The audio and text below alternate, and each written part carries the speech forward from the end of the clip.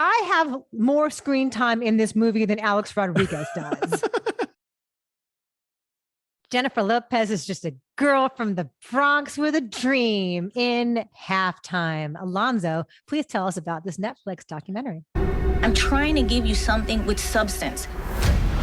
Not just us out there shaking our fucking asses. I want something real.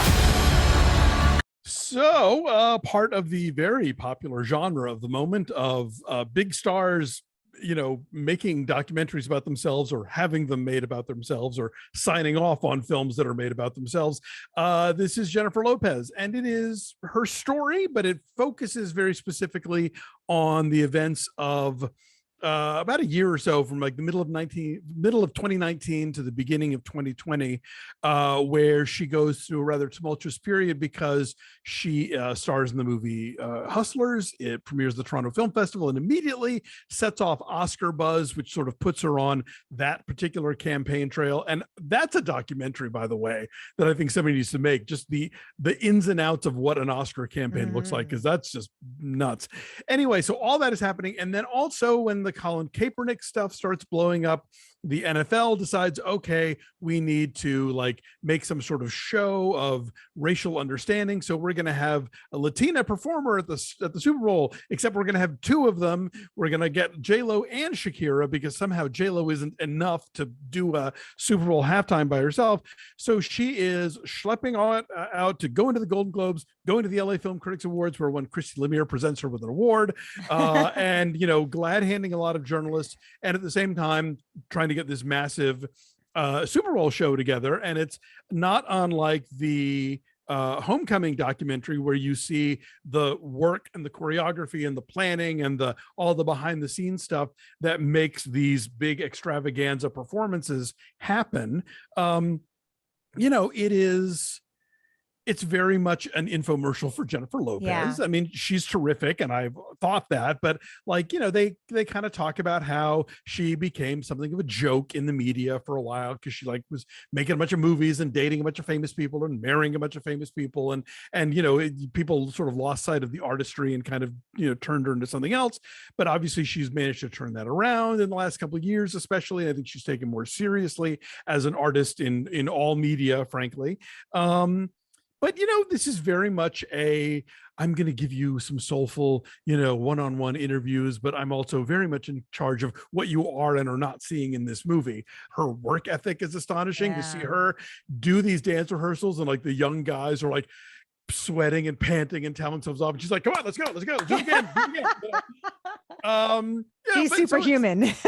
Yeah, exactly. And she is, Dan Callahan wrote the review for The Wrap, and he talked about how, she doesn't get the Oscar nomination for Hustlers, but how there is such a thing in Hollywood where if you're so glamorous and so sort of otherworldly, kind of this love goddess, basically, that we've seen in the movies, people don't take you seriously. They don't appreciate you as a performer.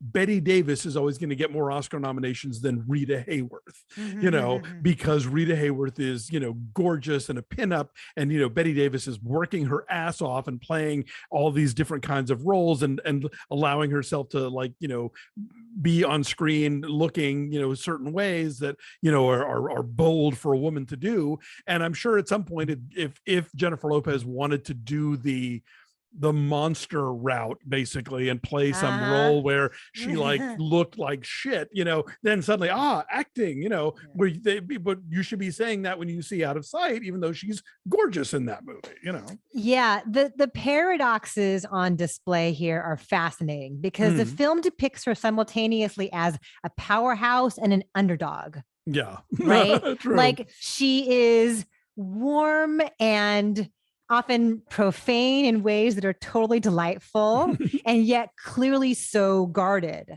and yet will get choked up. She'll let you see her getting choked up, especially talking about the inspiration behind the look of her Super Bowl halftime show with the little girls in cages, the little Latino girls in cages. To see that transformation and to see the way it moves her is quite powerful. And yet you're never not aware that it's all controlled, that it's never even the moments of vulnerability are cannily sprinkled Peppered, in here. Absolutely. And so you feel like you've really gotten to know her without knowing anything else about her that you wouldn't have already known from other interviews. One thing also that is fascinating, they have surgically removed Alex Rodriguez from her life because she was engaged to him during this period. He was ubiquitous. He was posting Instagram stories from behind the scenes at the Super Bowl. He was everywhere. He sat at our table at the LA Film Critics dinner. Yeah. Right. So I have more screen time in this movie than Alex Rodriguez does. I have an actual speaking line in this movie. He does not, right? So he is rendered like on the same level as Chris Judd, one of her previous husbands. He, in the montage of, here's how her life has become tabloid fodder. Here's how her romances have overpowered her actual talent in the way that she is discussed in the culture. He's just like one more guy on her arm. He walks her from a building to a car. And that is you would never know that they lived together and their kids were intertwined. And I'm like, good for you, girl. You got your revenge on A-Rod. The power of editing. He's just right. He was at rehearsals. He was everywhere at this point in time in her life. It's amazing. I think the most revelatory moment for me was the Thanksgiving scene with her parents. Yeah.